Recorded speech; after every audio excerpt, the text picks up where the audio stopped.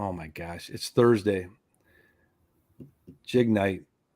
Folks, you ready? What's happening, everybody? Mike Murphy, Barracuda. Welcome to Jig Squad and the Tackle Making Podcast on audio platforms. Guys, I got to be honest with you. I don't really know if I like that name, the Tackle Making Podcast on audio platforms. I needed to call it something different. We're probably going to change that in time. But anyway, here we are. Tonight, I got my guest already in the house. So Aaron Ditty's here with us tonight. Super excited to have Aaron here.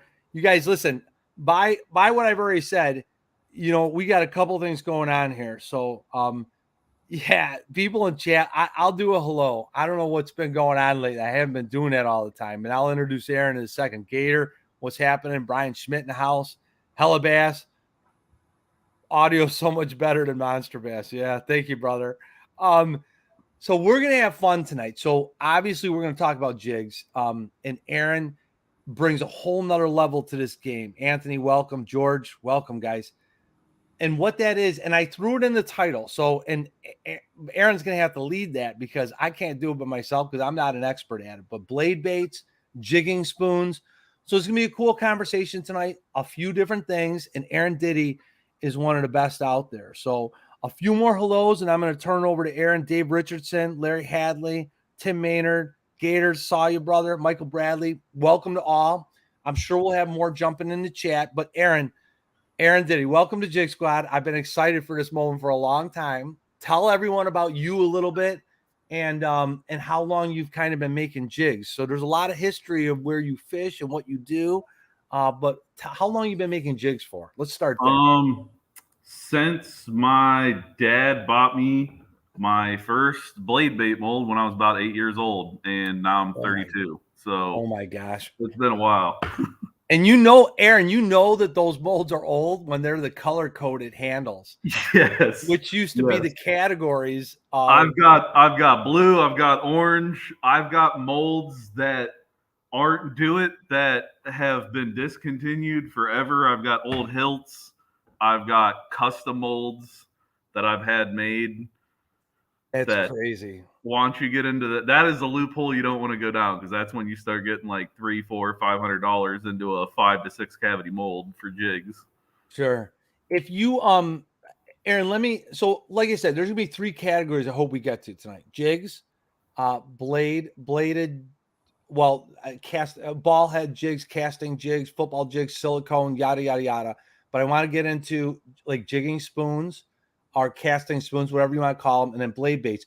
But out of those 3, so you started making jigs, right, back in the day. And what if you had your choice of what of those 3 topic areas that you prefer making over anything else, or you enjoy making and fishing? What would you say? Oh man, that's tough.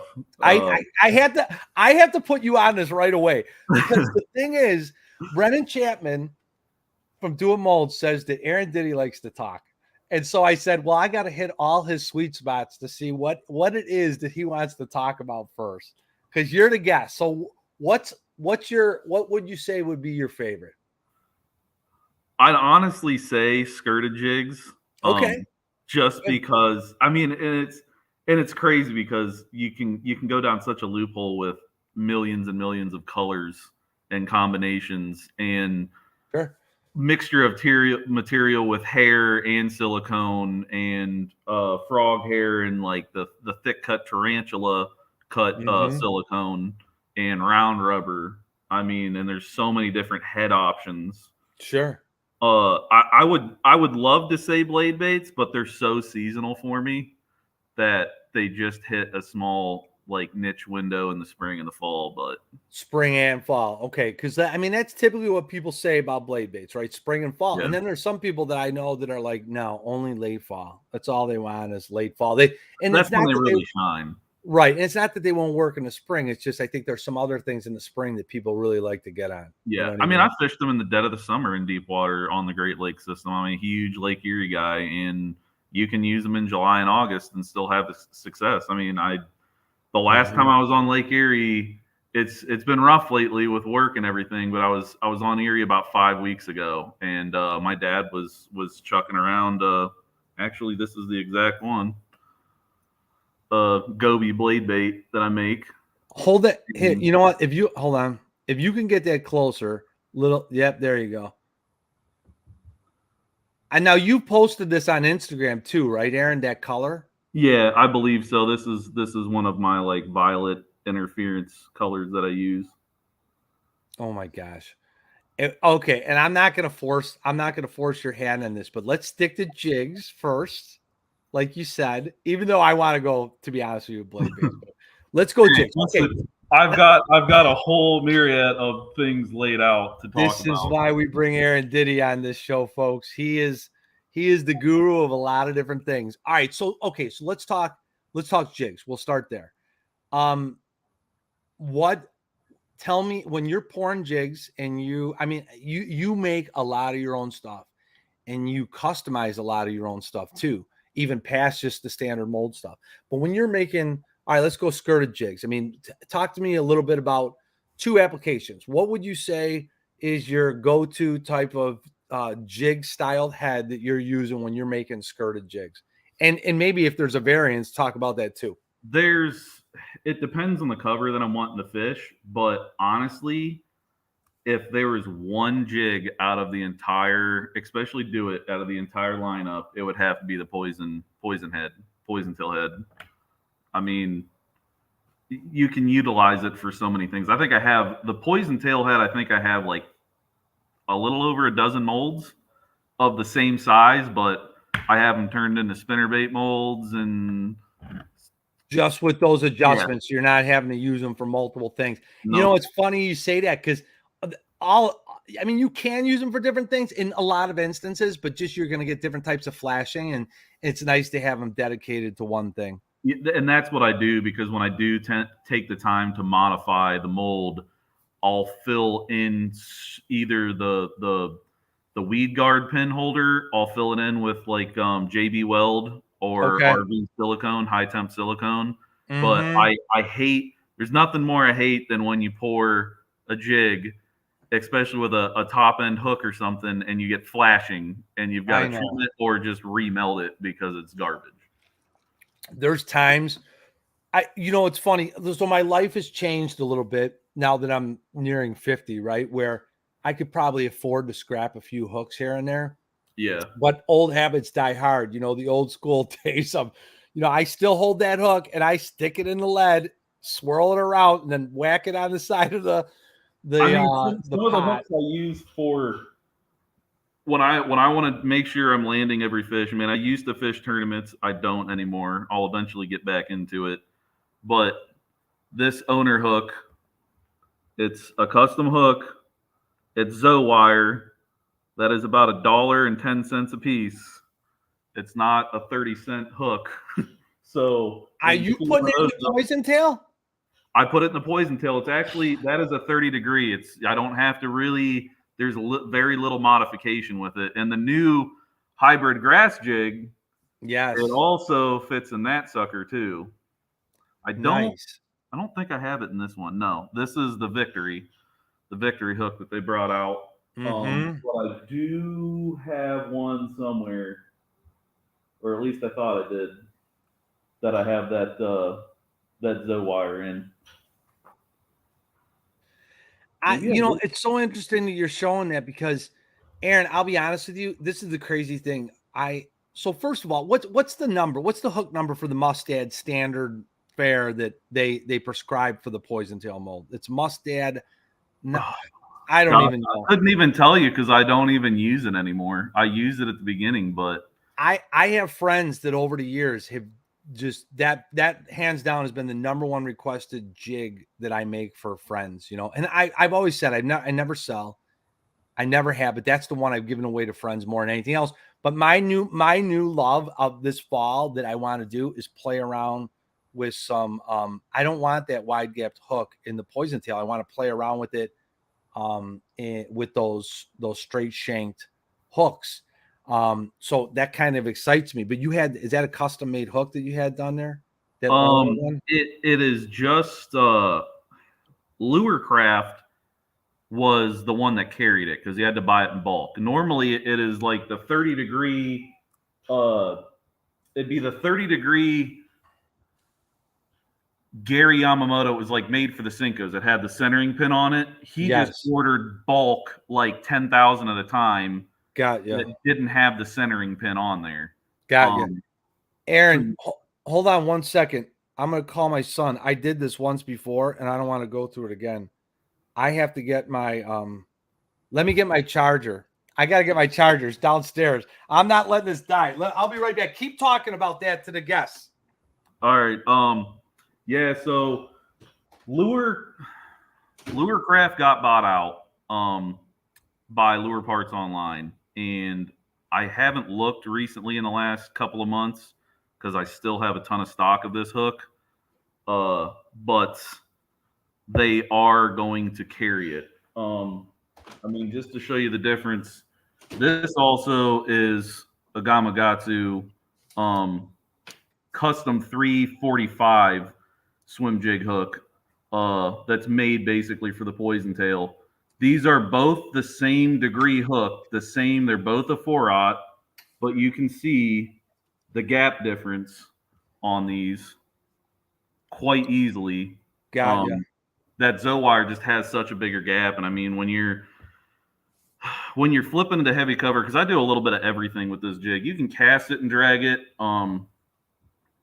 You can flip it into the heavier sizes. You can flip it into super heavy pad cover, milfoil laydowns, and it makes a great swim jig too. So it's kind of one of those like you can just make a ton and you can utilize it for all different applications. Yeah, it's funny. If I, it's almost to me. There's two things. This is what I'm gonna say about the poison tail mold.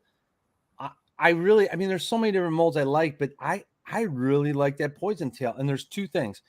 I like the new hybrid grass jig mold. Yes, I've said this many times. The reason I like the hybrid grass jig mold is because of the barbs and the keepers on it, which are extraordinary. And if I could take the barbs on the hybrid grass jig and put them on the poison tail, and without the recessed eye a little bit on the hybrid, that would be like the ideal. I would like a combination of the two. I love both. I mean, I made the hybrids. I specifically designed my last batch around that end of trying to make them more swim jig like. I made a few craws and stuff like that, but I mostly made it so I could use it as a swim jig. So I'm excited to have both. But man, everyone you talk to, everyone keeps defaulting back to saying, hey, that poison tail over time has just been a timeless mold, and I love it. It's extraordinary. You can make it super realistic too. I mean, being able to add the eyes onto it is a huge deal, especially in clear water applications. It's funny because I go into little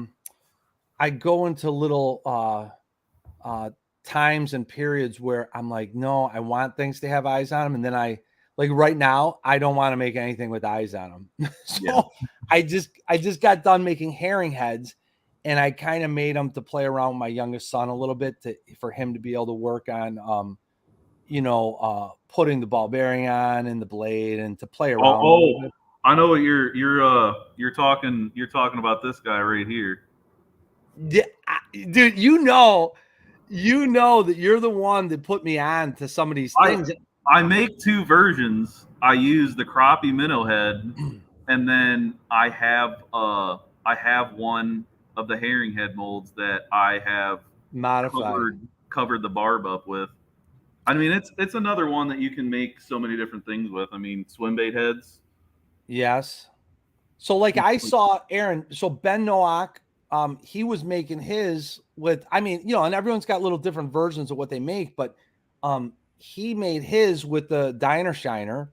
Yes. And I'll tell you what, I'm still going to go back to the one that I made there's been a lot of people that messaged me. So I basically took the freestyle mold, right? Let me make myself even here with you. So I took the freestyle mold and I wound up putting 2 different size beads on and then the same blades, which you turned me on to those blades, right? And I made those, and they're a ways back from, I didn't use the cup washers, and they're a ways back from the head. And some people said, Mike, I like those. They look cool, but I wish there wasn't so much distance between the head and where the bait was. And I was using earring backs. I found a certain brand of earring back that just seemed like they fit on there well. And it was nice because it would hold smaller size baits on there as it went over the lip of it. Well, the deal is I made those specifically for baits like the Great Lakes Finesse drop minnow because it's so small. And I wanted to get that bait with more than half, or in most cases, minimally, you want the tail hanging off the back end. Well, I made these things in 1/8 ounce. And I'll tell you what, man, I put that blade that you had on those that you turned me on to, not just the regular double round propeller blades. Yeah. I was throwing that on wing dams when we were on the Mississippi, and I got bit on that. So I was, and a few other spots on the Mississippi, but I was so happy that I was using such a small finesse bait on the back end and create that distance. So basically, the difference is, folks, the ones Aaron are showing. Aaron, show those again. So the ones Aaron are showing is they're just like the Okashira screwhead, right? Yes. So with the blade, and then he's tying on the wire keeper in both instances, right, Aaron? Yeah? This is actually a 60-pound fluorocarbon, just a fluorocarbon loop. As soon as that bait head pops over that soft plastic, and this pops back out, you're going to get quite a few fish off of a single one. It's just a loop. Do you have a preference one over the other, Aaron? So the bait keeper or the heavy mono? I tend to like the fluorocarbon because it doesn't tear the bait up, especially most of the time what I throw is a 3 or 3.5 easy shiner on there, and that plastic being so salt impregnated like it is, it'll just I find in a lot of instances it just tears, and I only get, fish in the Great Lakes, you only get usually one fish out of it, and that's about it. But with that fluorocarbon loop, I can get 3, 4, 5 fish off of one. See, that's a great point. Now, that's funny because we haven't talked about that on here before. And the other person, I mean, there's a lot of people I think that will use mono or fluoro. Like a lot of the saltwater guys will use that Malin hard line or whatever they call it, which is basically, it's no different than any higher pound test fluoro or mono, right? And the spool that I have has lasted me forever, and I use it to tie on. I make my own weedless hooks during the winter too, for like skip and sink those, and I just tie 2 prongs of like 60-pound fluorocarbon on there. And nice. One spool that lasts forever. It's funny you say that because I went back and forth. I'm like, am I going to tie on the wire keepers? But I kind of like that. I've got a lot of 60-pound mono that I have for saltwater leaders and stuff that I think mono will work just as good too. The reason I use fluorocarbon is because I bought a spool of it and I have yet to use it all. Yeah, so let's talk about that for a sec, Aaron, because I don't know if there's I mean, I know Brian Cole from Brian Customs Tackle. I saw him making something like that. I'm sure there's a lot of others out there, but the world's a big place and I only know so many people in it, So what are you doing? Are you bending it at all when you're going to tie that in, or you're tying over the top and then are you crossing over and tying the opposite end of it? It's literally a pinch. So I just pinch the fluorocarbon together. I'm thread wrapping on the shank, so I have something for that fluorocarbon to grip. Yeah. And then I'm putting the fluorocarbon on the 2 ends that are open, that are cut. Yep. They're right here, and I'm wrapping over those. I get to the front, I pull my looped wire, my fluorocarbon back, and I tie kind of thick in the front to help keep this kicked out a little bit. Like a little bump. Yeah. And then I come back and put 3 or 4 whip finishes on it with my hands, and I'm done. All right, good advice. What type of thread are you using when you're doing that? Heavy, light? Back to when I actually researched a little bit. I used to fly tie to begin with, but old small jaws 210 denier. You know what, dude? Listen, I'll tell you what. He'll make fun of me, and he always does on the fly tackle, Brian Tesh. So I've always used 210, and I started using 6-aught, which is much lighter, and it's like they're gonna tell me I'm wrong again because I don't get this exactly right, but it's a roughly 140 140 denier, between 120, 140. I don't know which one it is. I can't keep track. Yeah, But 210 flat wax. That's all I usually use, okay. except when I'm tying skirted jigs.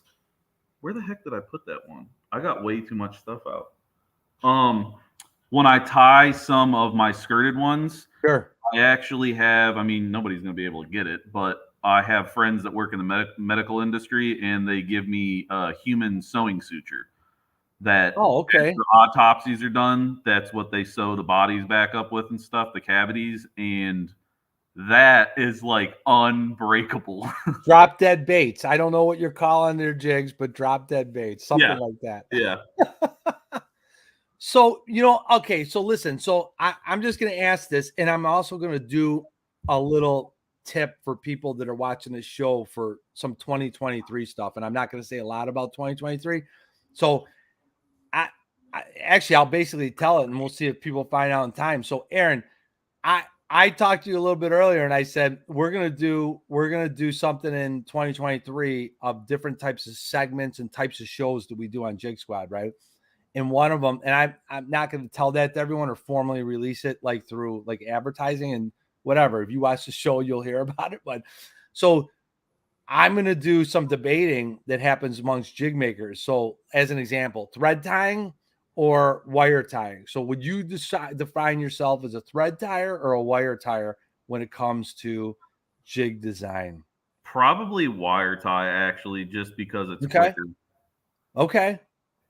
All I right. will thread tie. Personally, for when I'm doing some orders for buddies, I always do wire tie because it's a little bit quicker because they're ordering like 25 of the same jig in the same color. But if I'm Yeah. making it myself, I'll take the little bit of extra time and thread tie because I mean, I Okay. still run rubber collared jigs, just out of laziness or don't have the time to thread Sure. tie. But you can have a thread tied jig for. I have some that are freaking 12 years old that are still staying together.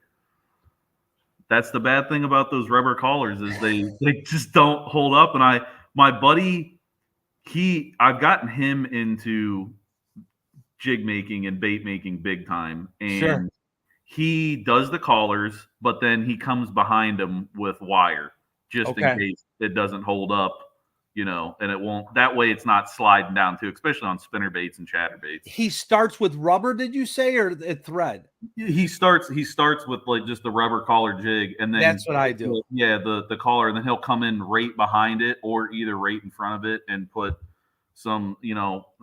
I turned him on. I was like, just go to like a craft store and get some jewelry wire. Yeah. You don't need anything special like floral wire, whatever. I was like, go with whatever color you want. And of course, you had to get red, green, blue, regular copper, black. And dude, here's the thing. Sometimes it looks cool, but then sometimes you got to pour for production and what you use. Like, it's funny you mentioned that technique because what I do is I have a little tool that expands. There's all different types of tools out there. There's a little tool that I use that expands the collar in a triangle type of format, right? Naked And bait. then what's that? The old naked bait. Yeah, the old That's naked what bait. I got. That's what I have. And so I'm like, dude, this is just too easy because when you go and try and wire tie and you're holding all this stuff on there, it gets a little wonky, right? So Yeah. I put the rubber collar on there. I slide the skirts I want in there the way I want it.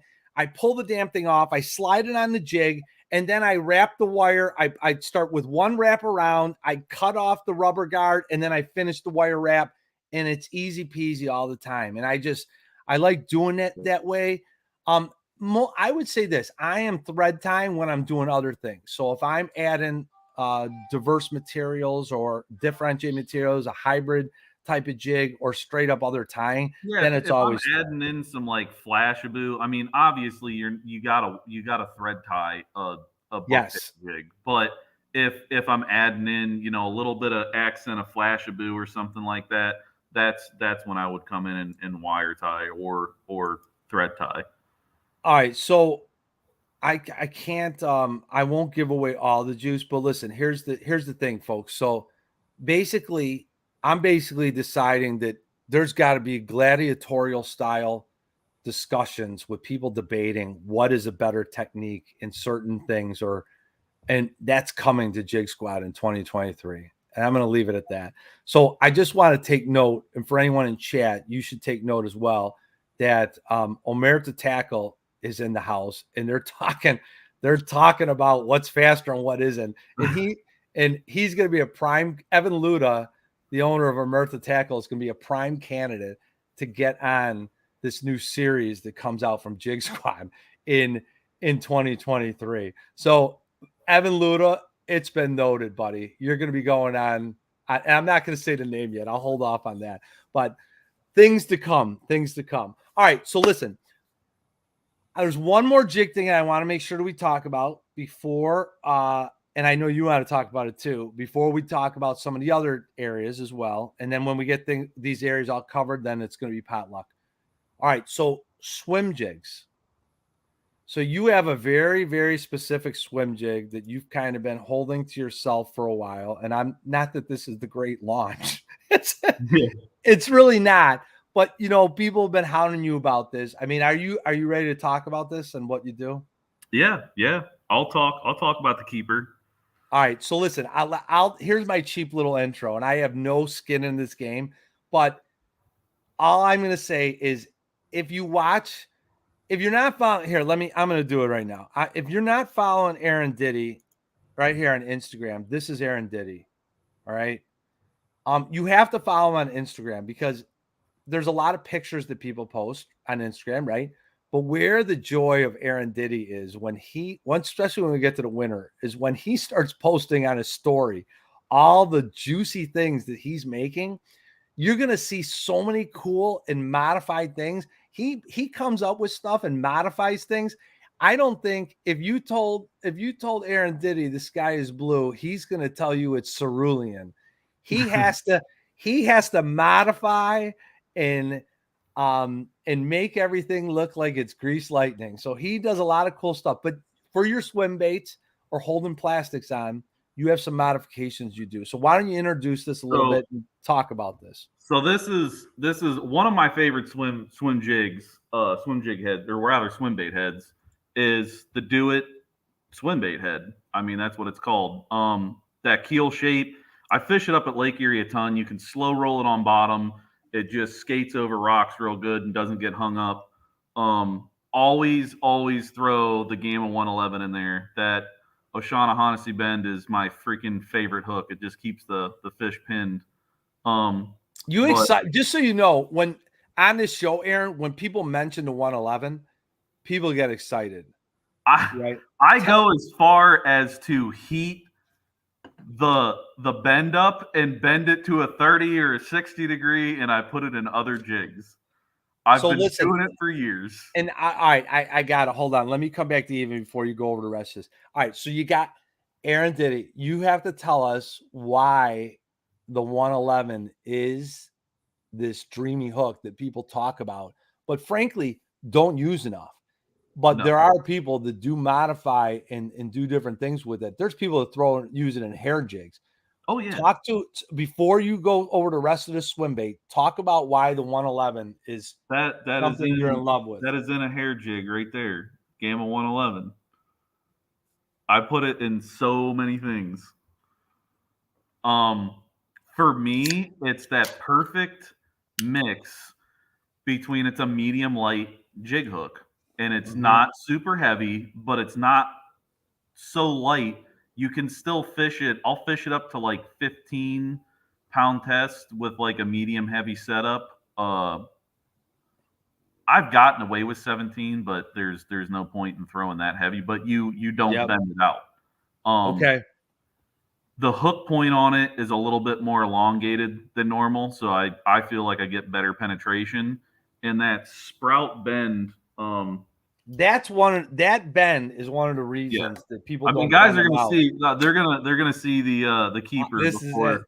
Yeah. Hold that closer. Get it closer, just so people can look and go like, "What the heck is that?" So this is my keeper that I've been using for years. I just call it the safety pin keeper. I make these per bait. I mean, I pour them in. They're straight shank or they're straight shaft, and I have two different pairs of pliers that I put the 90-degree bend and then the curled bend on it. And once your soft plastics on, you just pull that up through, push it through, and it hooks right onto the shank of the bait. This one already has one on. You can see it right there.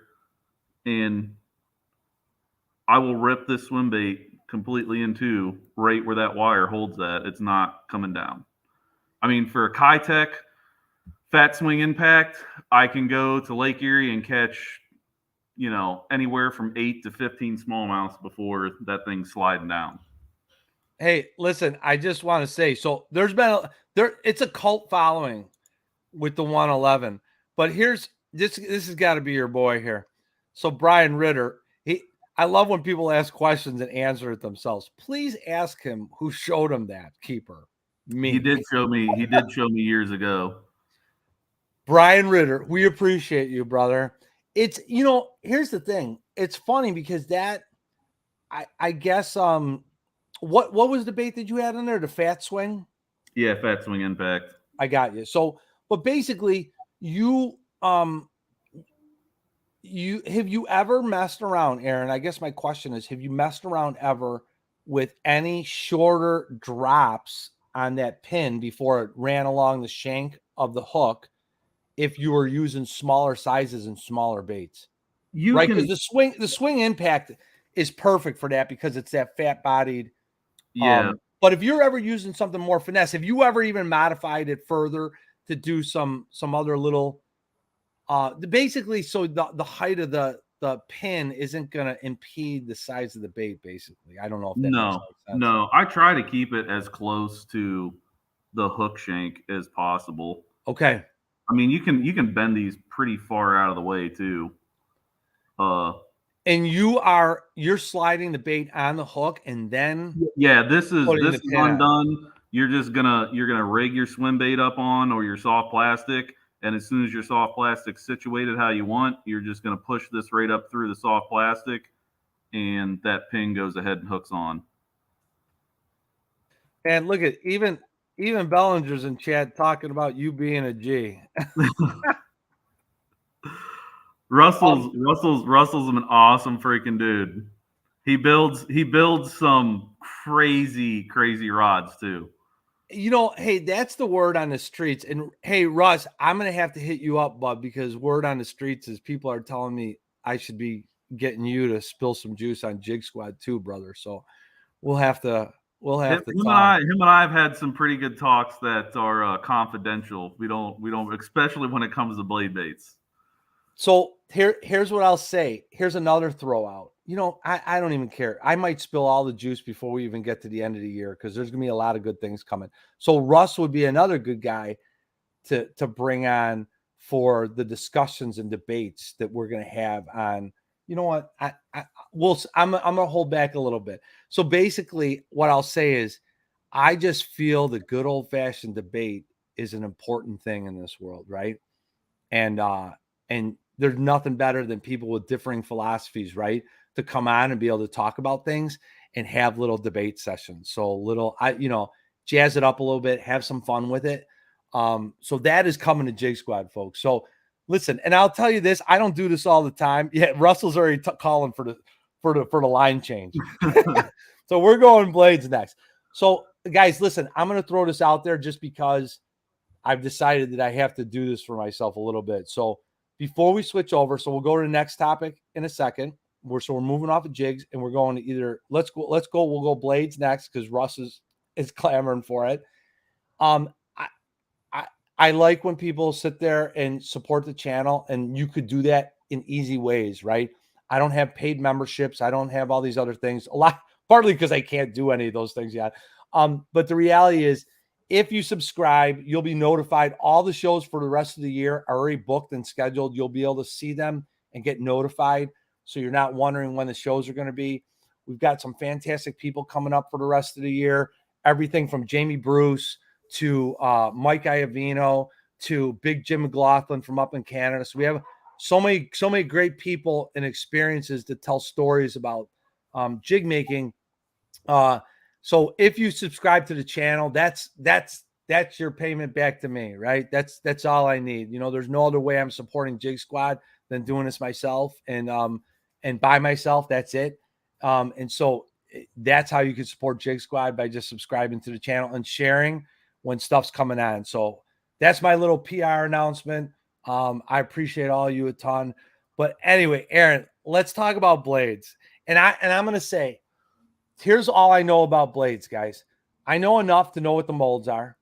I know enough when to use them, what times this season. And I also know that I have one of my greatest memories of fishing was with blade baits on northern Illinois River about 15 to 20 years ago, where every cast, one or two things happened. I either caught a fish or I got snagged. And I kept reaching in my bag, and I'm waiting in a river. I reached in my bag, put a new one on. Fish, lost. New one. I probably went through 20 some blade baits, but I'm going to tell you, it's a magical bait. And this was late fall, closer to Thanksgiving, and they're extraordinary. And I don't care if it's a river or a lake system or the Great Lakes. Aaron, you use these, and they are a Great Lakes banger. Whether it be the spring or the fall. I've caught my largest smallmouth of 7 pounds, 5 ounces on it. Holy cow. In fact, out of the 13 7-pound class fish that I've caught smallmouth on Lake Erie, I think 9 of them have come on a blade bait. Really? Yeah.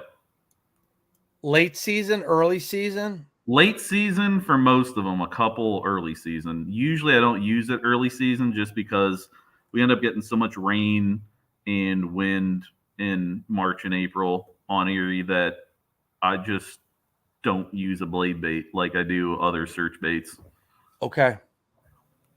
Sometimes we'll use a blade bait just to fire a school up. If you're sitting on a school of fish and they won't hit anything, making several casts, I'll fire a blade bait in and get 1 or 2 fish to fire on it, and then I can throw in something like a swim jig, swim bait that I'm going to get a better hook to land ratio, because everybody knows when it comes to a treble hook bait, especially a blade bait, you can have your heart broke plenty of times. Sure. All right. So to start this off, Aaron, there's lots of different brands on the market that market good blade baits, but I don't review people's blade baits on the market. We make our own stuff. That's just how it goes. If you're a small custom company that I know of and things like that, then I highlight you. Like I just believe in that, right? But here's the thing. So rarely do you see me with notepads in front of me, but I did tonight because I wanted to make mention of a couple different things, right? Some will be for the last category for spoons, but this is for blade baits. So I live in the world of custom bait making, right? That's what I do. I make my own stuff. But when it comes to blade baits for custom designing, right? 3 different ones. There's a shad blade, a vibrating blade, and then ultra minnow. Of those 3, what is your first blade bait that you're going to design? Just the regular ZV blade. Okay, and that's the vibrating. So if anyone's wondering what he's holding up, that's the regular vibrating. It's a little more elongated and not as, the height isn't as significant as the other 2. You guys can find this all over. The OG mold, the orange, super orange. Yeah, Zonar lure is what they called it back then. That's whoa. I didn't know that. Yeah. Hold it up again, because I don't know if this is. Where's Chapman? Is he in chat? This old one is any different than the vibrating lure? It only actually has, like, this side's blank for a blade insert. This side actually has where the blade fits in. I understand. Yeah. Ultra. Okay. I got you. So talk to me about this a little bit. And so talk to me about what you're using in terms of the blades themselves. Color. Does the type of color blade even matter to you? Because you're airbrushing a lot of yours, right? If I'm going straight silver, I'll do it. These are actually not lead. I pour with a special combination of tin that I found that works. I get a better vibration out of tin. I don't always use tin, but in certain applications, if I'm wanting a larger size, especially in the ultra minnow, this is, I believe, the 5/8 size head, and this probably only weighs like 5/16 of an ounce, since tin does not have the density and same weight as lead. All right, so I'm interested in what you said. So go, and it might just be what you said, and it might not be more than that. So it changes the density, it changes the weight, right? And it also changes the vibration. If you Vibration heavily. That's why a lot of my chatterbaits that I make, they're made with tin rather than lead. all right, now come on, you got to keep going. Now tell me Same, why.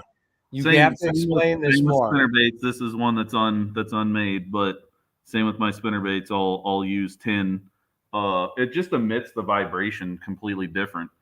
I Okay. think just because lead is denser, it starts to absorb a lot of the vibration off of vibrating lures like blade baits, spinner baits, chatterbaits, where tin is a lot less dense. So you're just getting a better vibration. I mean, it came from an old Hildebrandt spinner bait that they don't make anymore, called the tin roller.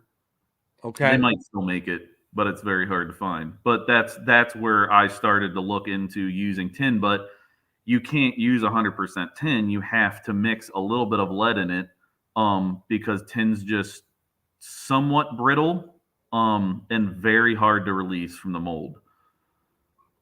Once you pour it and it goes from a liquid to a solid, you got to get that thing out of there quick, and you have to have Okay. some mold drop out and sprayed in your mold to get it to release. This the test crew is kill me. Don't talk about this stuff. Hey, for the record, Aaron, the Test family on the Fly Tackle, they're going to be on the show in I don't know, a couple weeks, within a month. So I just laugh because he sits back, he's like White Shadow from freaking Turbo. He just sits back in the shadows a little bit, and then he all of a sudden comes out of nowhere, White Shadow, and he just throws out these comments, and I always laugh. All right, so it's so now I'm intrigued by this because there's two things. One, if you're a person that isn't pouring your own stuff and you're on the show and in chat or you're watching on replay, you're like, this is crazy cool stuff. Where do I get this stuff? And so that's one that I'm thinking. But two, you guys listen, I'm going to flat out say, everyone knows my story. And if you don't, if you watch past episodes, you'll hear it, right? But I'll say it casually. I've been making jigs for 20 plus years, and I don't personally use tin myself. Now, I will say that my mentor did use tin. And so I've thrown things that he's made himself, but I've never put tin in my pot. And it's just crazy hearing these things. And here's what I'll say. If you're a new person, like Gators was in here earlier, like Gators is like, hey, Murph, I want to get together and I want you to teach me just some of the basics of putting jigs together. I don't want to pour this winter. I just want to put some jigs together. So I'm gonna either make them some stuff myself or turn them on to somebody that is selling something and unpainted. But the thing is, here's the thing.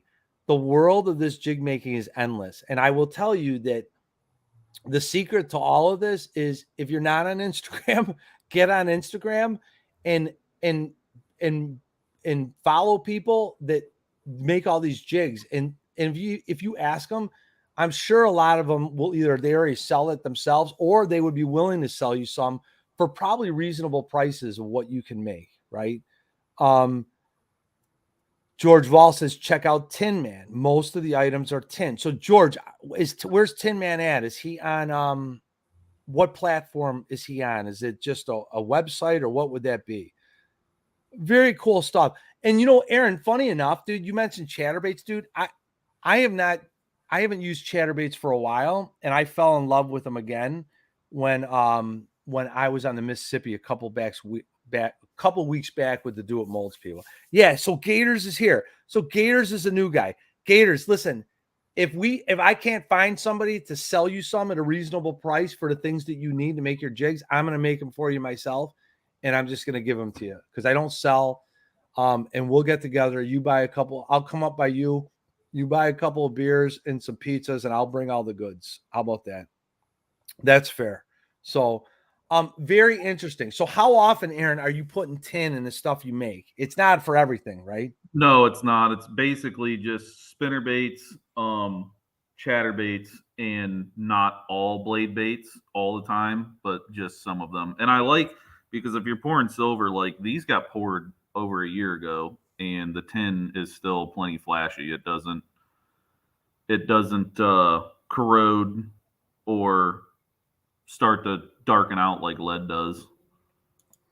I more or less do it like for certain things. Like this is a 7/8 ounce casting spoon, and it only weighs like a half ounce, if that. So 7/8 down to a half. yeah, this is a 7/8 size for lead, but it only weighs about a half an ounce. Okay, so that gives me that, and that's what I've generally recognized it to be. I've always said it's a little more than my friend says it's half. It's half. I go, it's not half. I said it depends on how you mix it too. Yeah, and I put like 20 to 30% lead in. All right, so listen here. I have my own specific pot that it's just I ladle pour it, and it's just for tin because that crap's expensive. It's for a pound. It's like $17. Oh my God, there is a lot of juice coming out here, brother. Let me highlight some of these, Aaron. So different sounds. We've been talking about that. Yes. But Yeah. Sean says, so this is good. This is a good question. Can you melt tin down with a regular melting pot? Which is a very reasonable Yes, question. its melting point is a lot lower than lead. I don't know off the top of my head. I want to say 417 degrees is the melting point, where lead is 7 something. Yeah, 723 or something like that. So it melts at a lot. I mean, your pot's only on like 5 or 6 for a Lee pot. So I have to highlight this one because and this is a good discussion. The only other person, so Evan Luda, I love you, brother, because my mentor, and listen, I'm going to say the word. So my mentor was, gosh, he was 80 some years old and just passed away like a month ago. And he's the guy, like I was making jigs before I met my mentor, but my mentor was the guy that taught me how to make silicone skirted jigs and taught me a lot of other trade secrets, right? And so I'm forever indebted to the things that he taught me. And if you look back at the Barracuda 8U of my own personal Instagram page, I've got old pictures of his shop. And one of the things, look, you see what's up there, Aaron? The manganese. I don't know if it's manganese or whichever one it is, whatever the elemental formula is. Yeah. But he used to add this to his stuff, and I never understood what the heck the purpose of it for. Does anyone know? Let's see what Omega says. But Omega does say this. This is what I like. My skipping jig would be way better if I could run a half ounce head, but it only weighs 3/8 ounces. So now Evan Luda's head is moving, right? So he's already thinking. So listen, at the end of the day, if that's all that you get out of Jig Squad ever is just knowing that there are options and there's no definitive rules. So Sean, how's the size to weight of tin?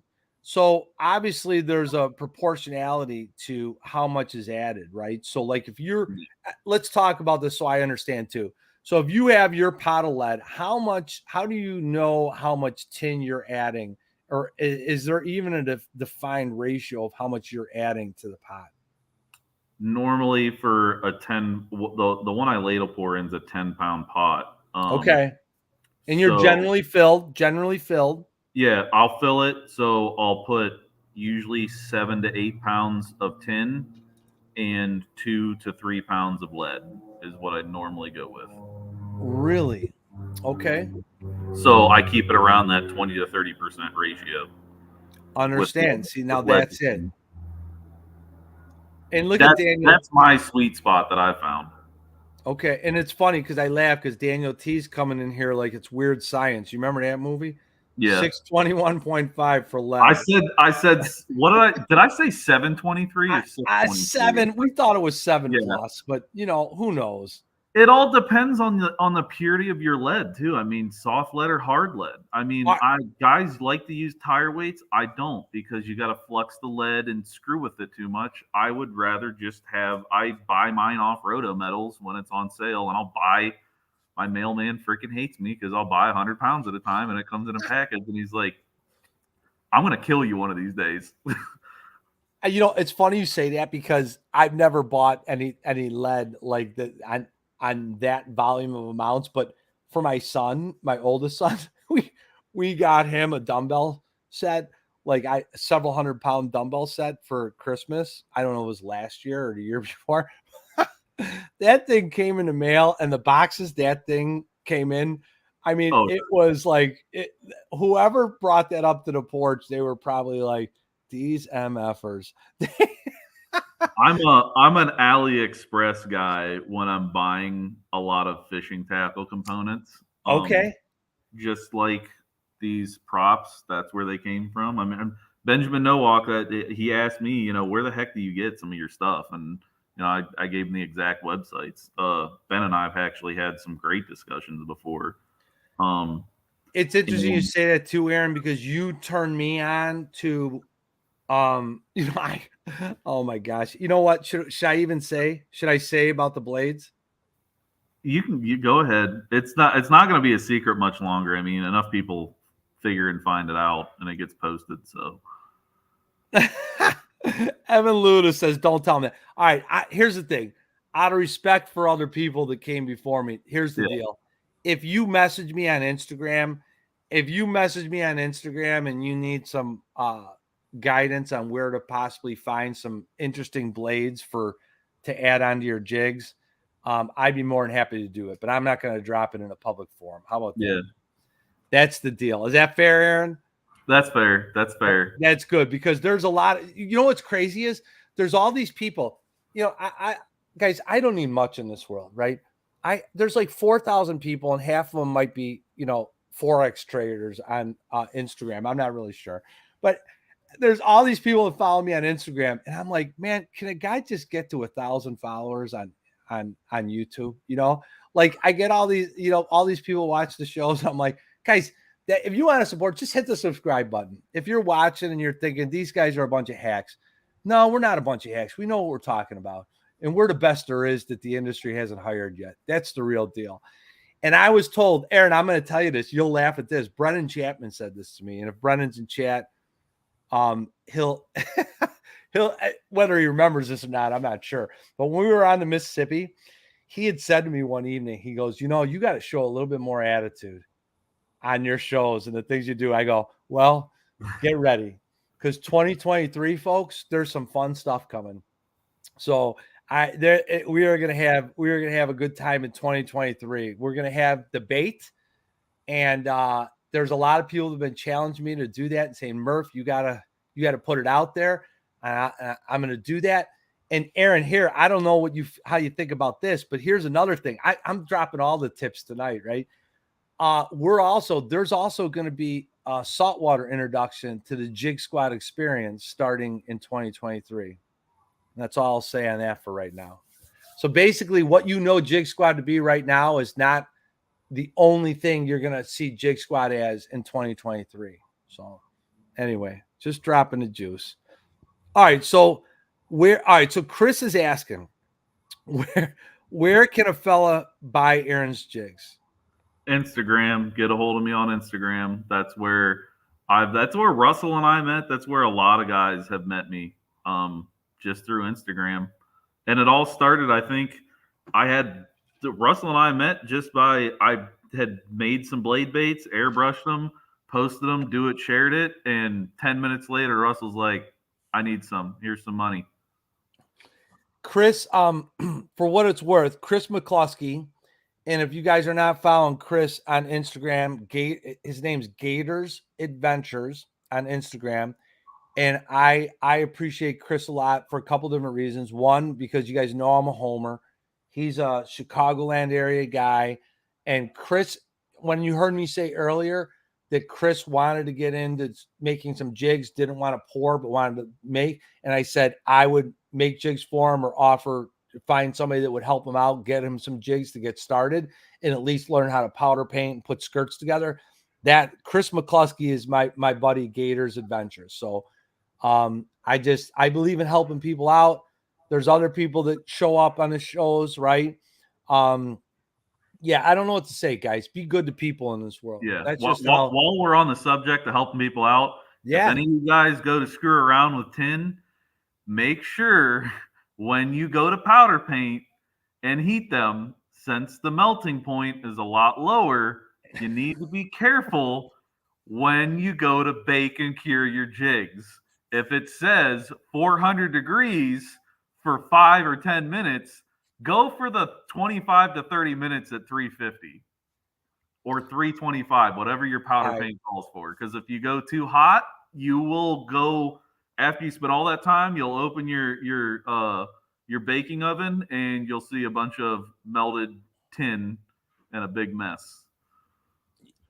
I'm going to tell this story, and I don't really know whether there was tin added or not, but there was a point in time many years ago, and I'm not going to say which company it was, but whatever, it's because it doesn't matter. But it was a lure parts site. So, but I'll never forget, I had bought Hot Lips. I call them the Hot Lips jigs, but basically I bought them for salt water, and that's what I started making my first bucktail jigs on, right? And we're talking like 3/4 ounce, 1 ounce, 1 1/4 ounce. And this is the only time this has ever happened in my life. I'm telling this story because people need to understand that jig makers are human too. And we're not always the cool kids club. Like we have things that happen too. And I'll never forget this, Aaron. I am heating a jig up, right? And I've got this thing and I'm holding a pair of pliers because it's a big, like 7/0, 6, 7, 8/0 hook, right? And I am heating this thing over my heat gun. And I kid you not, I went over and stuck this thing in white powder paint, and the whole freaking head came off the jig. And I sat there and I thought, and I had been making jigs for many years already. And I felt like the biggest dummy because you know what it was? It was years ago, minimum a dozen years ago. And I didn't have the mold. And I sat there and I just said, oh my gosh. I said, these are things I can't tell my friends. But now that this is the Jig Squad experience, Hot Lips, look at this guy. I got to tell you, when I get on the fly tackle on here, wait till the fire starts getting shot back. You can call me Hot Lips. Listen, here's the thing, guys. I could be called lots of different things. It's all good. I mean, I am no better than the next guy, but I'm going to tell you something. I could debate with the best of them. So, right, wrong, or in between, we all have different opinions. And I've made plenty of mistakes in this game, things I've screwed up, messed up. And I only tell that story, Aaron, because I kind of wonder, I'm like, there is no way that I just had lead almost melt off a hook enough where it would fall off. I don't know what happened. I bet you it was like they had like pewter or like bismuth or something. Yes. In with it. And I don't think it was tin. I think it was something else because they were not as shiny. They weren't mixing tin in with that because the price of tin, there's no way. Yeah. And that's why I said, and for what it's worth, that the reason I didn't say the company is because I like the company and they don't even have them anymore. It was many years ago too. So, but it was just one of those things. I'm like, here's me, heating up like 1.5 ounce jigs and stuff. And I don't know how long to heat these things up. I don't know what my count is. This is different than my 1/4 and 3/8 ounce. And I just sat there and I go, oh my God, what a dummy. But I told the story finally. So, hey, so Gators, whatever happens, just keep in mind that stuff happens and we're not always, we don't always have it nailed down. All right. So we're talking about blade bait. So We've talked about components on them a little bit, or excuse me, at least the makeup of the blade baits. And guys, listen, if you want to get the blade baits, the one that Aaron was showing that he typically uses, it's called the vibrating lure now. And he had one that was ancient and not. And would you say that that's the same one as the orange one you were showing? Yes, it's just close. It's pretty dang close. This one just has eyes in it, eye sockets, and the sprue is a lot easier to clip off. To manage. Okay. And actually, you guys, just so you know, there's a couple different kinds. But here's the thing. I always tell people, if you want to go look at any of these baits, I have a link down below the show description that listen, I'm going to tell you something. Aaron has a link for Do It Molds too. This is not something that we make money off of. And I just want to be fair and tell people these things. Those links just show Do It Molds that we send a little attention their way. The convenience of what this is all about is I use all this stuff so I don't have to ham it up and be a shill and tell you about all these things. These are the things we make and use, right? That's the whole thing. That's what we do, So I don't know how else to describe it. The other two molds are the shad blade and the ultra minnow. So take a look. You could see those. Yeah, that's the ultra minnow, right? Yes, this is the ultra minnow. And a little larger profile. What would you say is the difference between the two when you're using one over the other, Aaron? A lot heavier vibration. Yes. It has a lot of holes too. I try to go for the middle hole or the second hole from the front. That's what I found best balance for it not tangling up. Russell loves these. He loves these ones. The bigger ones. Yes, the bigger ones. I definitely go up to it when I'm looking for bigger fish or I'm looking for a bigger profile if I'm around bigger shad, because obviously this is a 1/4 ounce size regular. Well, that would be the old Zonar mold, which this is 10 and this isn't 1/4 ounce. It's like, I think in between that like 1/8 and 3/16 size. So let me ask you this, Aaron. So people are asking in chat, and you guys, I'm sorry, I get going when I start talking, and once in a while I see one thing like on the fly calling me hot lips, and he's like a bully, and I'll get back at him when he's on the show.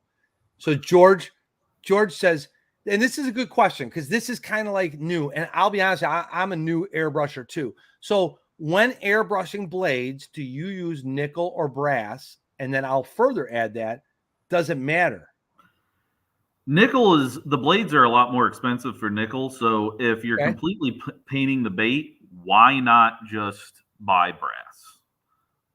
If I'm airbrushing them, this is an airbrushed one.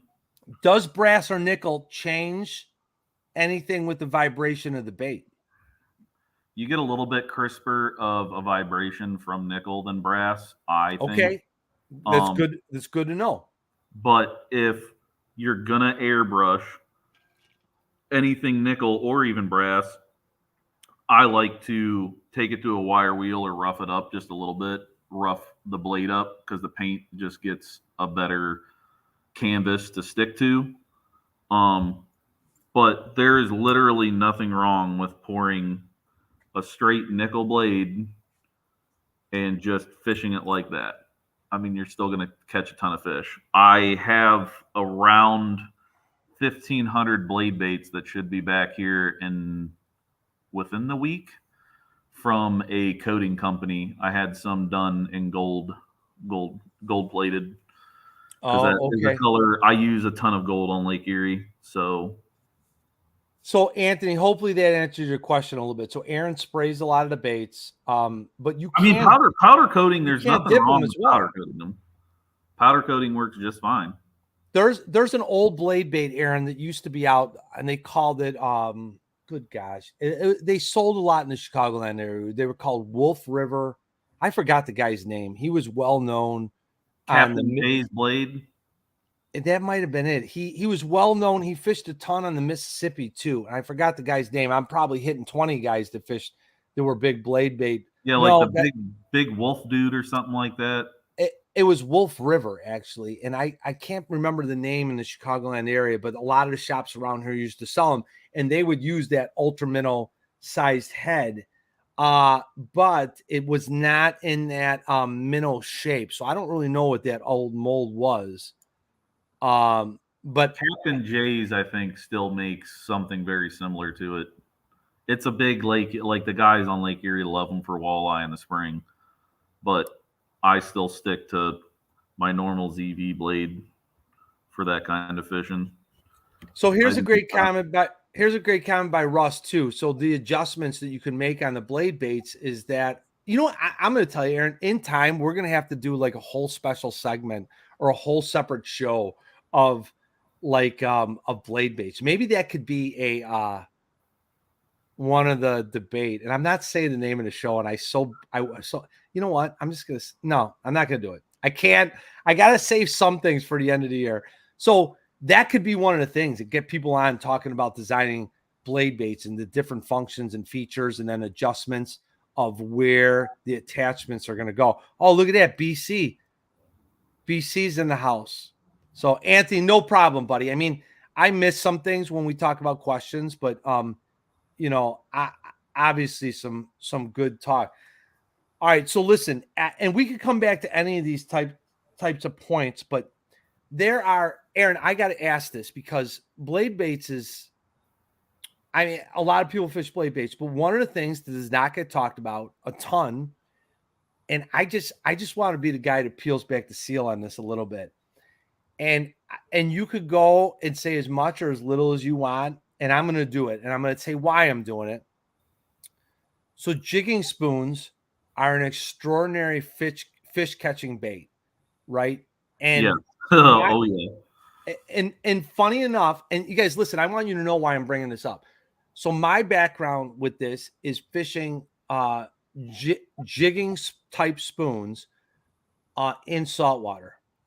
But if anyone is a fan of Eric Hadia, all right, Eric Hadia has been crushing fish in saltwater down in Florida for walleye on Wisconsin area lakes, the Great Lakes, with he's been crushing brown trout, he's been crushing salmon, all on jigging spoons, right?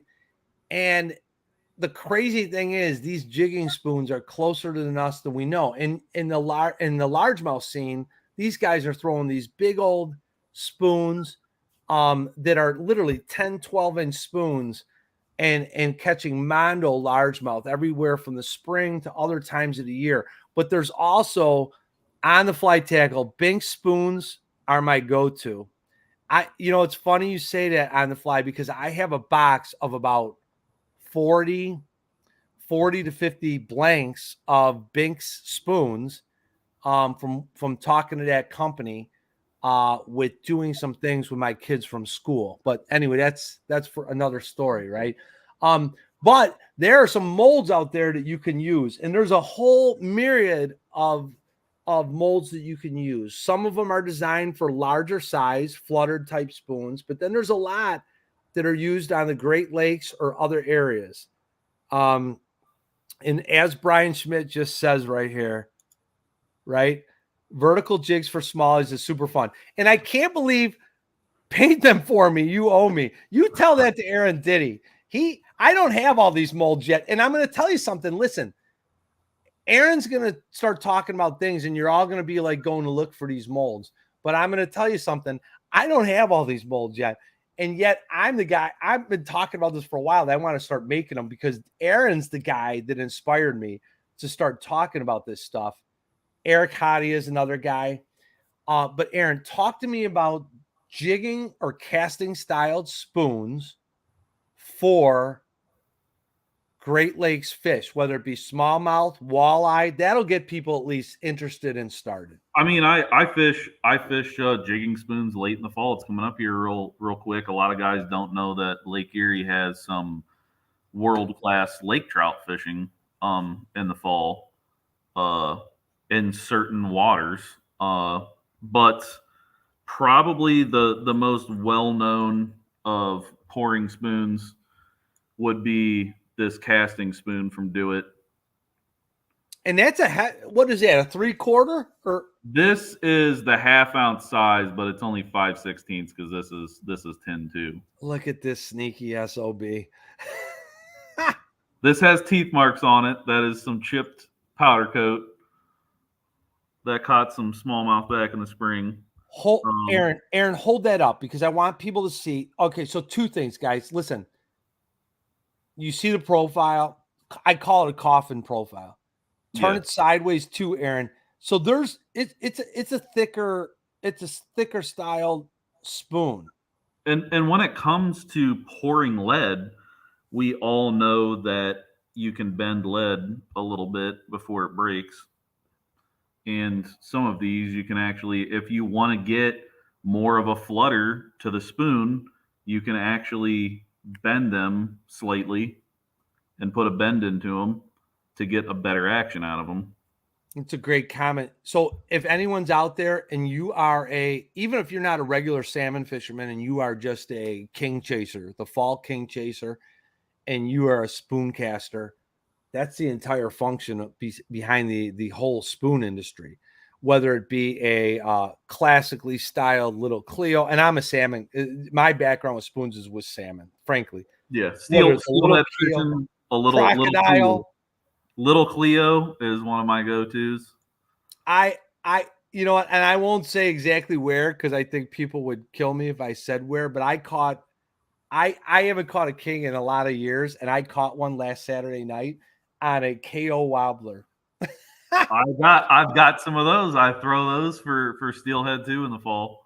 Yeah, and so it's funny because you guys listen. Here's the thing. This is the reason this topic right here and now is so important is because any single one of you that ever goes on a vacation to anywhere, any oceanic place, right?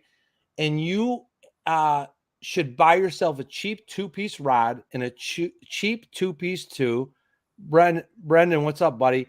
You should buy yourself a cheap rod holder and a cheap 2-piece rod and throw a reel in your bag, and you should be casting off the beach. And if you start thinking about some of these spoons we're going to talk about, you should be making these for yourself and using them when you go on vacation.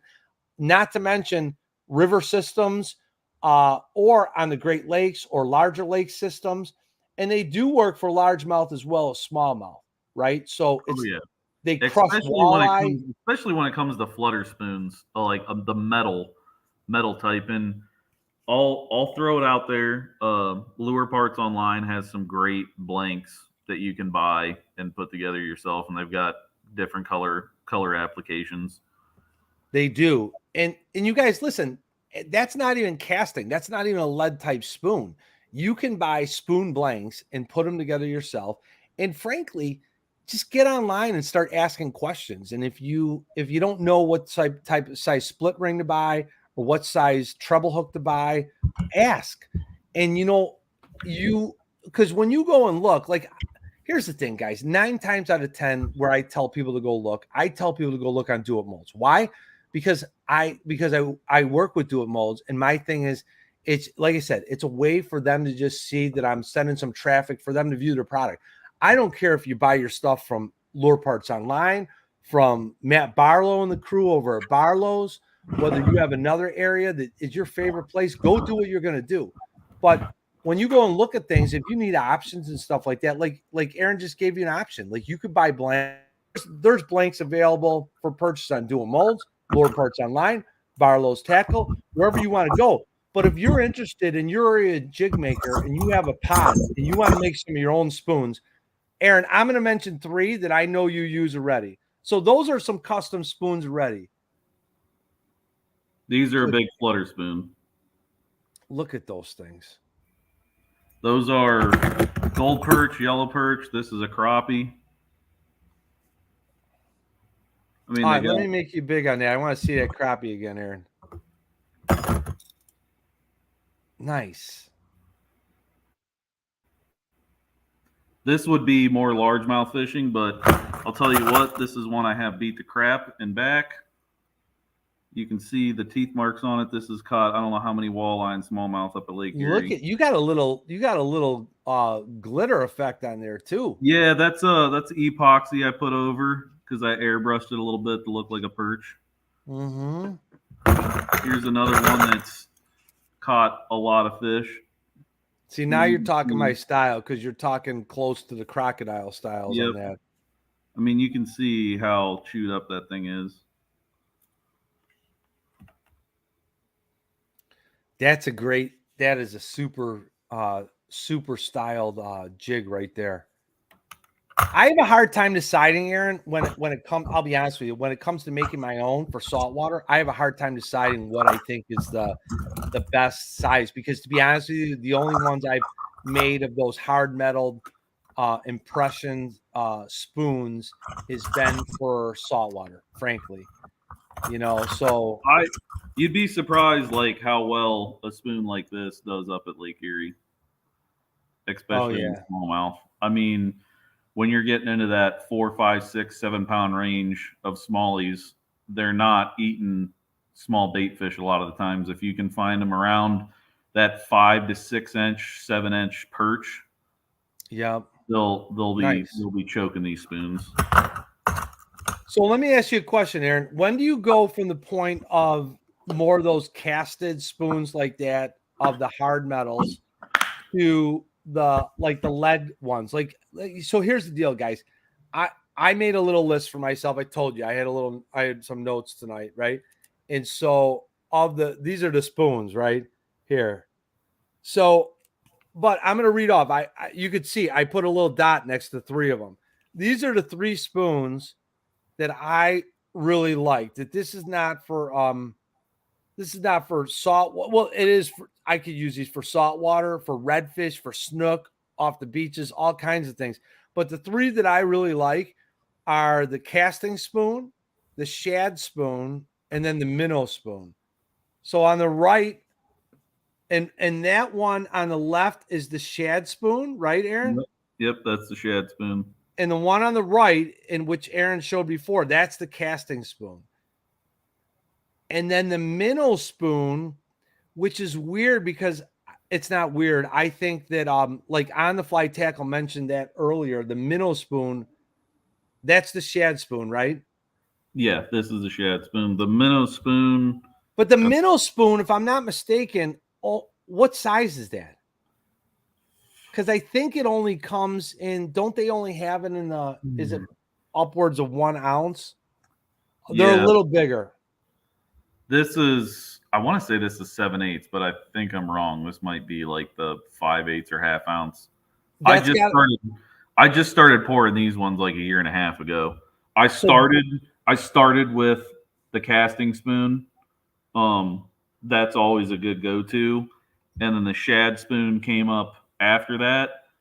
And then I got the minnow spoon, which this is the minnow spoon, and I got the slab spoon at about the same time too. So that slab spoon is deadly. And listen, I'm going to tell you, if you're on schooling fish that are eating shad, alewife, whatever, that shad spoon or that slab spoon is a deadly spoon. Is that the name of it? It's the slab spoon. I believe it's the slab spoon. I could be wrong. Because I think there's 2 ones. Here's what I wrote down. I wrote down shad bait, and then there's a shad spoon. So maybe I just wrote it down differently. Yeah. The point is, if you guys look for these things, now listen, you guys saw On the Fly Tackle talk about earlier the minnow spoon, right? And obviously some smaller sizes work in that as well. Like I will say that 3/8, half, 5/8, 3/4 are tremendously effective. But that minnow spoon, the mold is out right now at Dual Molds. I don't know if Barlow's has it, Ziners, LPO. Oh, flutter spoon. Yes, the flutter spoon. And so that would be an ocean, definitely an ocean thing for you. The other thing is that flutter spoon, you guys, this flutter spoon comes in it comes in a larger sizes, but I'm 99% sure that there's a smaller mold sign for that flutter spoon that Aaron just held up that is like 1/4, 3/8, and half as well. That's what this is. I think this goes up to 1.25 ounces maybe. And this is, I want to say like the 7/8 size or something. It's one of the smaller sizes. This is another one that it has a great action, and I've played with it, putting, bending it some and putting some bends in it to get a better flutter action out of it. So here's a great comment by On the Fly. So 3/4 is what we use most often. Yeah, 3/4. That 3/4 7/8 size is what you're going to end up using 90% of the time. This is a good discussion too. So here's what I'll say. Yay, HB, I appreciate you, buddy.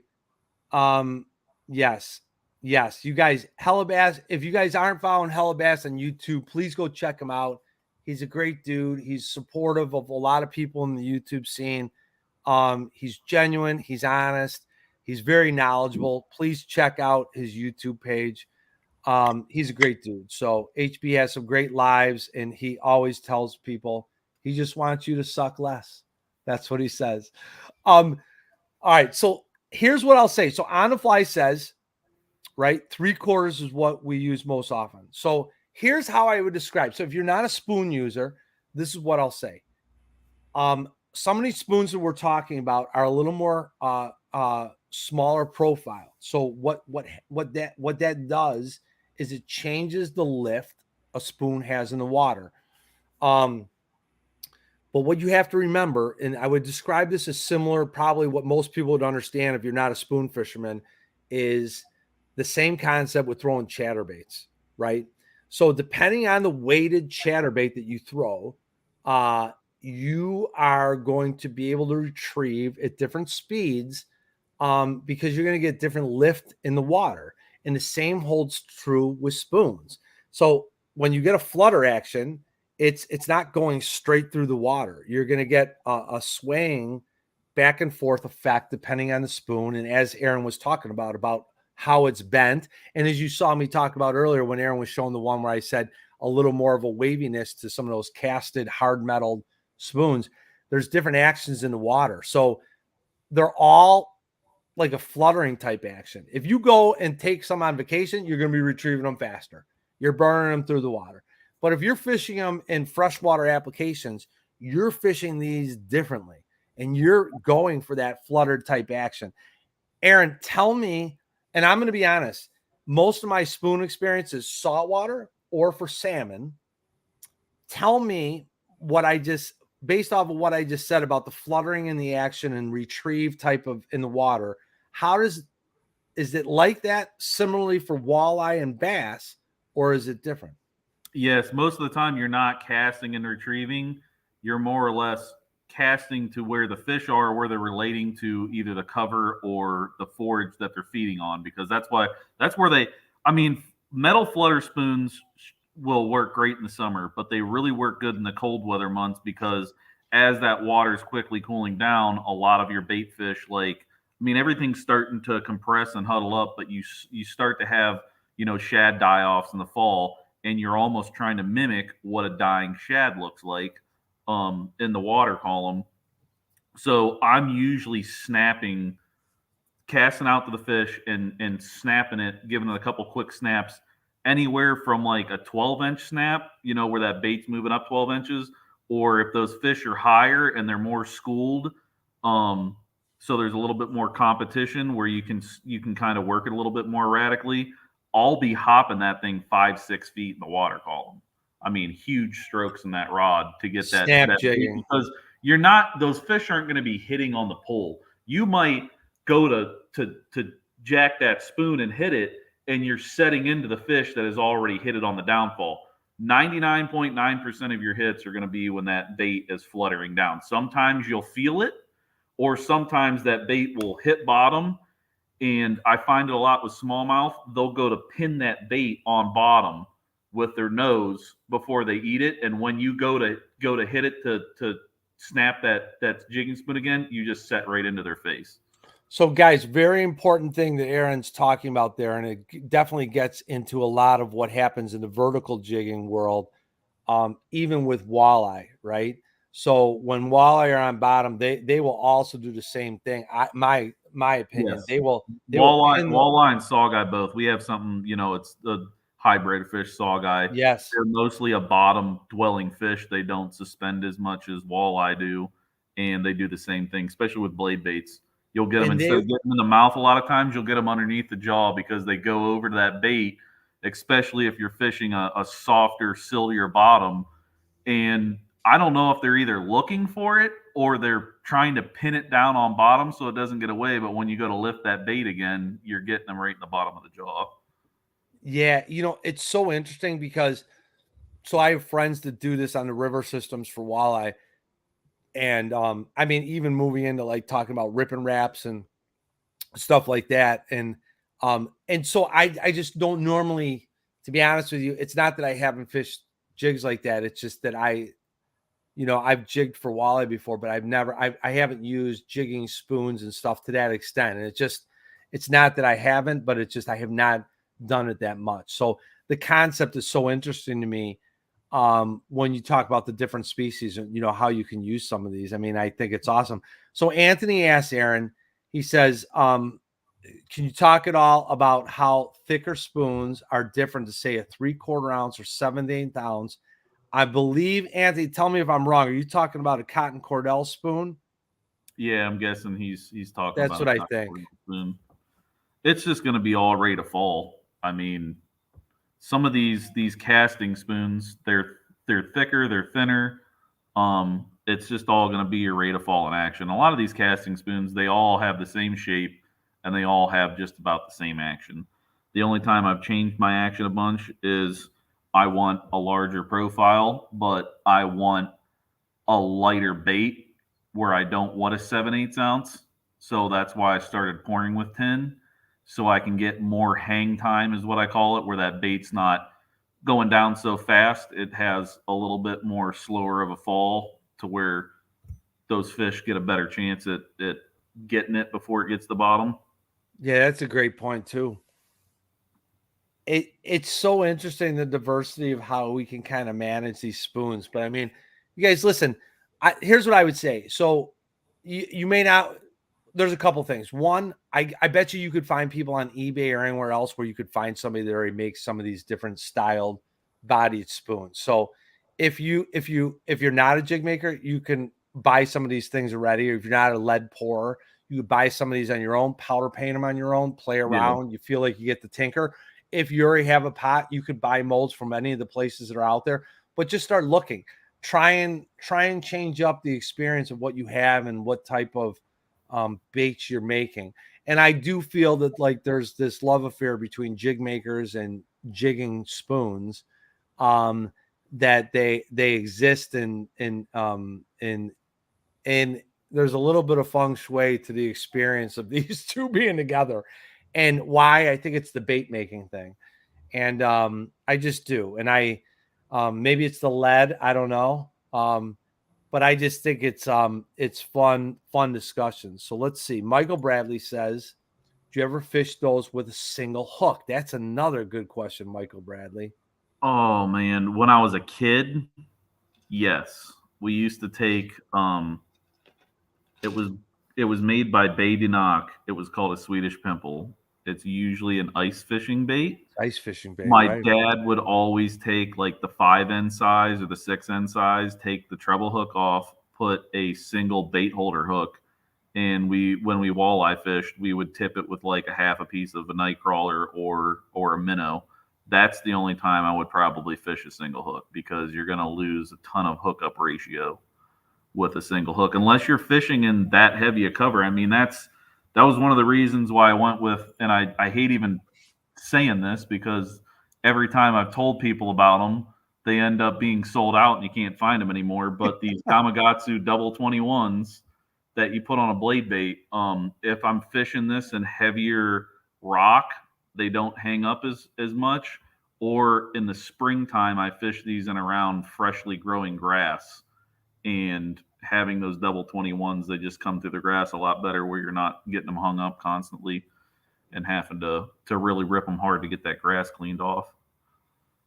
All right, so here's one too, and I think we mentioned flutter earlier, which are not the same, a little different. So Matt, some South Jersey fisherman, his name's Matt, and he fishes the salt as well. And he says, have you ever thought about butterfly jigs or spoons? And his epoxy jigs? Man, you're thinking hoagie here, brother. I know what you're thinking. Have you ever come epoxy jigs ever came to thoughts? I am. Why can't I read this? So you could keep these jigs in the water column and almost use them as a top water. So basically, by adding epoxy to some of these jigs, so whether it be a smaller size jig and then you epoxy coated them to thicken them up a little bit more. So basically, the saltwater scene has like Hoagie is a company that does it, but they call them all epoxy jigs. So a lot of them are lead-based jigs that they go epoxy over, right? Have you ever done anything like that and coated them in such a fashion? No, I have not. I already see Brian Schmidt's his comment. Hold on, let me see. Here's Brian. If rigged as an assist hook for open water, a single hook is great. And it's saltwater likes the assist hooks a lot too. Yeah. So, but look at that. Assist hook a lot. And you know what? Listen, I'm going to tell you something. You said earlier you buy AliExpress, and that jig is off of AliExpress, and I could just tell. True or not? It is very true. It from our guy too, isn't it? Yep, it works great. Oh, as soon as I saw it, I'm looking. I was literally just looking at those last night. They do work. It's hilarious. So you guys listen. So funny enough, single hooks in the saltwater world are used quite a bit, but a lot of that for the saltwater game is because the fish are so violent, and it's just a different animal trying to unhook them. And they talk about it in terms of a little bit more care for the fish. But I mean, I'm going to be honest with you. I just want to button them up. You know, I hate on me. I don't care. I want to button the fish up. So, Anthony, I appreciate you. Listen, I'm going to tell you something, Aaron. We've got to get you on, and I would like to do some specialty focus as we move into 2023, specialty focus shows that talk about some of these other things. But before we get out of here tonight, I want to give you a chance. Is there anything that you had out tonight that we didn't talk about that you want to make sure we touch on and cover? No, I think we got it. It's crazy. The only thing I didn't get into was some of my bigger jigs when we were talking about jigs. I guess I should have brought that out. No, let's talk about that. So tell me why, what was the impetus behind making some of these larger jigs, and why you wanted to use them? It's discontinued now, but this is a 5-inch chigger craw as a trailer, and this is a 5-inch pit boss. Look at that. I mean, for size comparison, this is a typical half-ounce jig. Sure. And this is a giant mop jig. I use these I'll use them all year long, but post spawn is one of my favorite times to use these, when those big females come off and they're just looking for a large meal. Bigger trailers, you get a slower fall with it. And I think more or less it's just profile. I'm not trying to make these look like some giant crayfish. I'm literally looking for a profile of bluegill. When those females come off the beds, they're starting to push off into a little bit deeper water and recuperate, and they're feeding hard, and they're not looking to spend a whole bunch of energy eating a bunch of little minnows or shad. They're just looking for one big meal. Mm-hmm. This is killer. I mean, sometimes you're only fishing for a couple bites a day, or I've had days where I've caught 20 or 30 fish on it.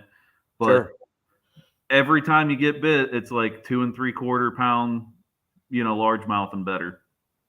That's fantastic. So let me ask you a question, Aaron.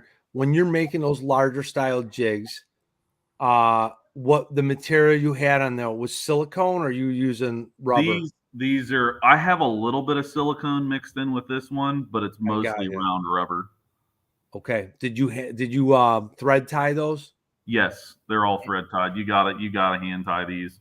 You do, and you know how round rubber is, right, and how you got to separate it and how you got to tie it on. It's got to be thread tied. Yeah, it's funny. That's a great point, because before I went out to the Mississippi, I purposely just made a couple up real quick with some wire ties, right?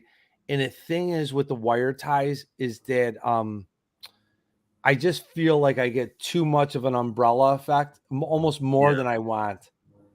than if I thread tie with and to be honest with you, I don't think I've ever said that before, but and there's ways of doing that, and you can always mitigate those that variable based on how many thread wraps you use. But I get set in my ways too, right? It's the And there's material too, because you can see how much skinnier. I mean, I have this one loaded up a lot more, but yes, this is a medium and a small round rubber mixed in, where this is just large. This is yeah, a large size, and it just right. umbrellas a lot. It just umbrellas a lot different on the bait. That's a big jig. You know what's funny? Listen, I'm going to say this, and a lot of people are on. So my guy BC, I'll just say BC because he knows what I'm talking about. When he told me I should put a little more attitude out there, right? You guys know this. I have any way people design jigs, I'm down with, right? How you do it, how you make your jig, how you want it.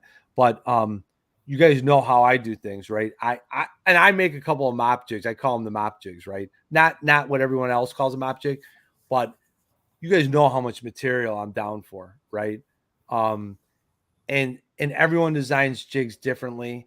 And sometimes I'll design a jig based off of how much color I want to put into it, and I'll let that dictate how much material I put in there, which shouldn't be the way it goes. But sometimes, like I told you, even though I put flow first, I like color more, right? So sometimes if I want more color, I'm willing to mitigate circumstances to allow myself to move closer to 2 tabs, right? That's just the world of CUDA and Jig Squad. Aaron, I appreciate you showing those jigs because I think I get the application of them, of when you would want to use it. You're going for a big fish bite, you're going post spawn. And the thing is, you got to have confidence. You're fishing a jig and you don't have confidence in it, you're not going to get bit as much. You're just not. You're not going to fish it. You're not going to feel the bait. The flow and action you impart to that jig is not going to be the same. So I don't Yeah, know, buddy. it's especially throwing a bait of that caliber, because I remember when I tied my first one up, God, probably 12 or 15 years ago, and my dad and I were in a little evening tournament, and I was on like the third or fourth cast with it, and I told my dad, I was like, I just don't think I'm going to get bit on this. It's just too big. And like Yeah. literally a second after I said that, you saw the line pop. I set into it, and it was like, I think it was 7 pounds 4 ounces. It ended up taking big bass of the night. And that's what started it for me. Because my dad was like, I can't believe you're using 5-inch trigger claws as a trailer for that thing. I honestly think, I watched a interview the other day on, I think it was Bass University. I think they were talking to Keith Poche, and Poche's like, I got 5 rods on the deck of my boat. I'm throwing a pit boss, a frog, like as simple as the day is long. And I'm thinking, look at all this crazy stuff that we all have. And, I don't know if I would have it any other way, but I will say that when you bring up Chigger Crog, or Chigger Craw, I'm just telling you, I honestly think that you could take everything else away. And if I was going to Texas rig something and it could just be a Chigger Craw, and I think I could get by for the rest of my life in terms of Texas rig baits. That's the truth. I love flipping and pitching them, and I mean Oh, yeah. yeah. I'll throw them on anything. Football jigs, Anything. great trailer. Throw them on like a heavy grass jig, punching. I mean, they go on everything. So listen, I'm going to say this one thing. So Gators just says here, and I want to bring this up. So Chris, we're going to talk. So here's the thing that you got to remember. I will say this. If you don't have confidence in the jig, swim it. Swim it, pretend it's a spinnerbait. Yep. Right? And eventually you're going to get slam boned. And that's, you got to catch a few, and you have to get that confidence. And when you get slammed by something like a spinnerbait or something like that, those fish are biting no matter what. I mean, you got this whirly bird of a thing flying through the water, and a swim jig is just a scaled down version of a spinnerbait, if you ask me. And people will say different. You can do different things with it, but that's what you're doing. It's a basic approach, and it's not more complicated than that. And the only way you believe it is when you catch fish on it. And a lot of times that's when fish are biting, so that's the starting point. And then from there, then you move on from it. And that becomes the fun of making some of your own stuff. And I'll connect with you, bud, I'm going to help out. It was very nice of Brian Schmidt to offer up some, yeah, some of the best swim jigs and other things in the game is Brian Schmidt. So he's a great person, Chris, and he'll take care of you. So Brian makes some awesome stuff. he does, dude. And I think yeah, I mean, and listen, Brian Schmidt, I'm not going to say it right now, and you know what I want to say. So let's just say there's a lot of things, and it's not just Jig Squad. There's a lot of exciting things coming in 2023, and that's all I'm gonna say. So lots of good stuff coming. The world is filled with good people. The world is filled with a lot of good jig makers, and there's gonna be a lot of new things coming. Aaron, we're gonna get out of here, buddy. Stay in chat because I'm gonna end the show, but we'll still be backstage after I end it. But listen, you guys, everyone in chat, hit the thumbs up. Everyone tells me I should tell people to like the show. Fine, go ahead, like the show. I don't care if you don't. Doesn't matter to me. Subscribe. I do like to subscribe because the goal is to try and get this to 1,000. I don't know why. It's a milestone and I want to hit it. So share the show, pass it on. There's a lot of good people coming up. And if you subscribe to the show, there's a couple ways you could see the shows that are coming up. So when you subscribe, if you go and click videos then on the page, after you click videos, you can go down and see and click the little menu item and it'll say upcoming live streams. And you'll be able to see all the shows scheduled. I look up and it's always on the fly saying silly stuff, calling me a tease. You'll be able to see all the shows coming up, and I've got them booked out for the rest of the year. So you guys, I appreciate you a ton. We are the only show online right now that is talking exclusively about jigs and jig-related making and casting and fishing. Aaron, I can't thank you enough for being on tonight, guys. We're going to dip. Aaron, any last words before we get out of here? No, just follow your passion with bait making. That's all I can say. Aaron is going to be back, folks. You're going to see him in a couple different formats. I haven't told him this, but a couple different formats for 2022 for some debate, which will be to come. But that's it, you guys. Share the show, hit the subscribe button. We're out.